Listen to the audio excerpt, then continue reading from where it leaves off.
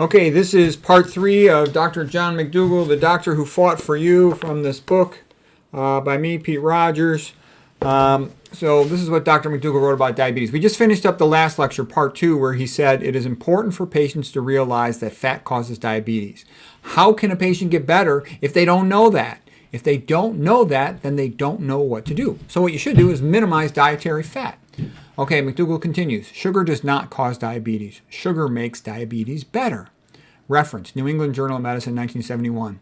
When for 10 days, patients were fed a diet of 85% carbohydrate, like the Mcdougall diet, instead of 45% carbohydrate, like a Western diet, the fasting blood sugar fell. Oral glucose tolerance test improved and fasting insulin was decreased. These data suggest that a high-carb diet increases insulin sensitivity. Okay? Here's another paper by David Jenkins about type 2 diabetes and the vegetarian diet. Patients on a vegetarian diet improved blood sugars in diabetics, with 39% stopping insulin within 3 weeks of therapy and 71% stopping all their diabetic pills after 3 weeks of therapy. It's routine that type 2 diabetics routinely come off their meds, often completely, and get better when they eat a low-fat vegan diet. The sooner they start doing that, the better. Also, if they lose weight, Roy Taylor had shown if they lose 30 or more pounds, 100% of his patients got better that had had type 2 diabetes less than 4 years. Okay, continuing. Others have also reversed retinopathy with a low-fat diet. Here's the papers. Okay, let me shift this over a little bit. The best diet for diabetics is a low-fat, starch-based vegan diet with no oils. Basically, the Mcdougall diet, the Esselstyn diet, the Spartan vegan diet of mine. Okay, why manage? Now, here's a great point by Mcdougall. Why manage type 2 diabetes with pills when you can cure it with diet? Exactly. Why wouldn't you just cure it? Because all the stupid patients go, it's under control, they don't want to talk about it, they're going to the doctor, it's under control, they know what they're doing. No, they're stupid idiots. Just fix your diet and cure the thing. It's the same diet. It's a species-specific diet for optimal health and all your other organ systems. So why not fix diabetes while you fix everything else simultaneously as best you can? Okay, French fried potatoes are a high-fat food and can cause problems like other high-fat foods. However, regular potatoes by themselves are great, baked or boiled. They do not cause diabetes. In fact, it's good to feed potatoes to diabetics. Potatoes have only 1% of their calories from fat.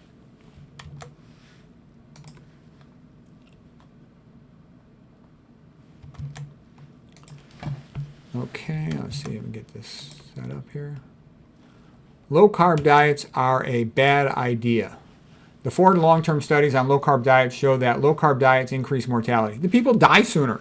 There's all these sort of loudmouth, ignoramus, low-carb, paleo, keto, carnivore idiots on the internet. They're very sort of loud and aggressive. The high-fat, high-meat diet, it makes people kind of stupid and impulsive. It's very characteristic of their behavior. Plus, it's funny, they come to the vegan sides. We already know what a joke low-carb, keto, paleo diets are. I mean, it's for all the chumps. I want to thank you, low-carb, paleo, ketos, for donating your bodies to science. I know lots of residents that will enjoy practicing their operations on you. Okay, let's continue here. With type 2, this is Dr. Mcdougall talking. With type 2 diabetes, the oral drugs are dangerous. They can lower blood sugar, but at a price. They tend to cause increased death rate in type 2 diabetics. FDA approval for drugs is based on their ability to lower blood glucose. It is not based on mortality or other relevant outcomes. Black women have increased risk of type 2 diabetes because they tend to eat a poor diet. Diabetes medications can create a vicious cycle. The medications cause weight gain, and then the weight gain can worsen the diabetes. If a patient improves their diet, eats a starch-based vegan diet with no oils, they typically lose weight and cure their type 2 diabetes and make a lot of other problems improved. Some of the newer diabetic drugs can lower cardiovascular risk factors a little, but they can cause an increase in problem. Sulfonylurea drugs were used as herbicides. That's not good. I wonder what they're going to do to your gut flora. Okay, Mcdougall continues. Intensive medical management of type 2 diabetes is harmful. When type 2 diabetes is overtreated, the outcomes are worse. Hypoglycemia is dangerous. All 6 studies on aggressive, intensive management of blood glucose levels in diabetics show that this kills more patients. Yeah, if they're hypoglycemic, they could pass out while they're driving, have a car crash, they could faint, they could have all kinds of problems.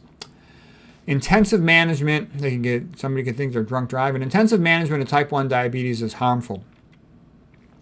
It may increase the risk of coronary artery disease, more weight gain, higher blood pressure, and higher levels of triglycerides and total cholesterol, LDL cholesterol, apolipoprotein B. Okay, so intensive management for type 2 diabetics is a very bad idea. Okay, just another study. All of them show these bad outcomes.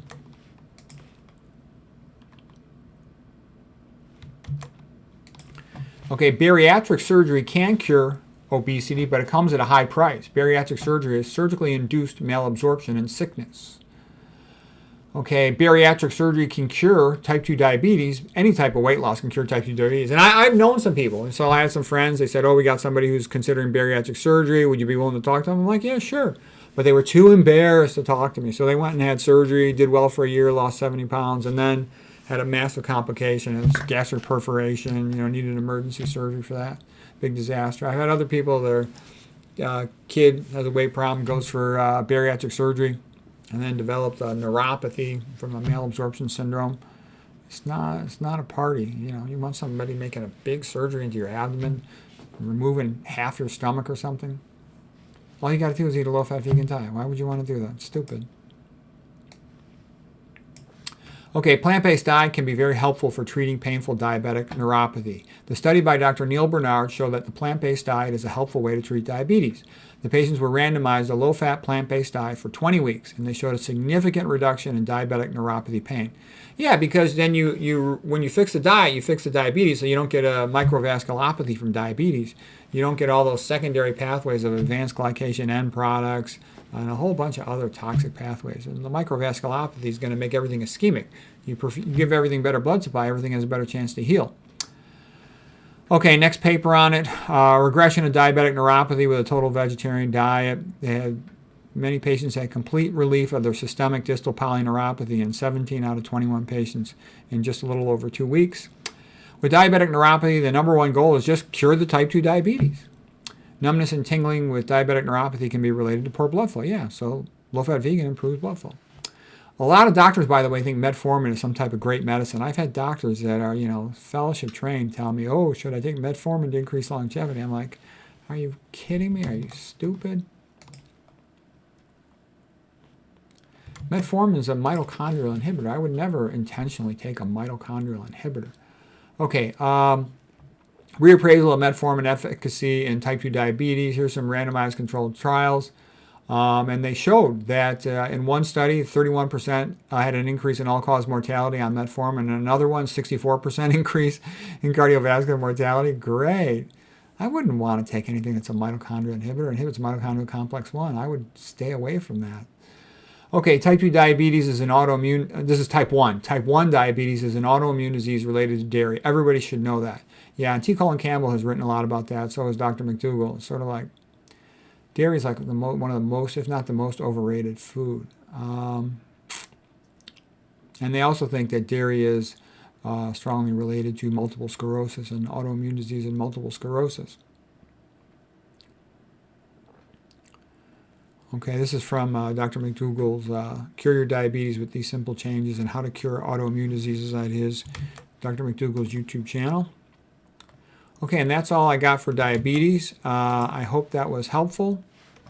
And we'll leave it at that.